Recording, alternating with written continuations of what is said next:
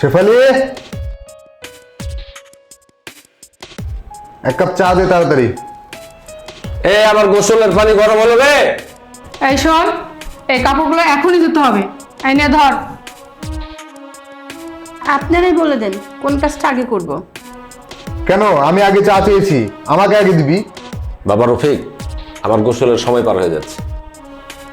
চা গোসল পরে হবে, আগে কাপড়গুলো ধুয়ে নিয়ে আয়। যা। আপনাদের ধরন দেখে মনে হচ্ছে আমার এখানে কোনো কাজ নেই। তুই থাম, আমি বাড়ির কর্তা, আমার কাজ আগে করবি।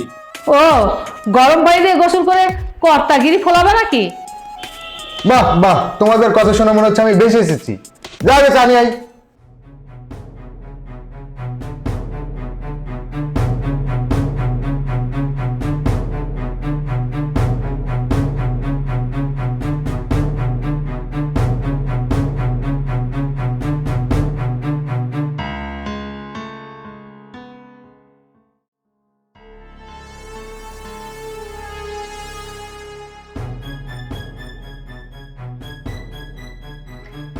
হ্যালো বাবা।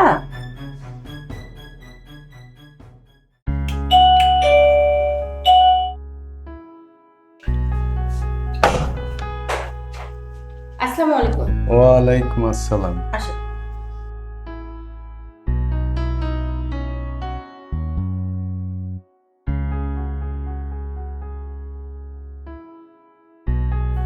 আরে আজিজ ভাই যে, বসেন বসেন বসেন। তারপরে বলেন, কি খবর? না মানে আমার মেয়ের ব্যাপারে কথা বলতে এসেছি। হ্যাঁ, তা বেশ তো। শেফালি, এই শেফালি, জি। 4 কাপ চা নিয়ে এসো তো মা।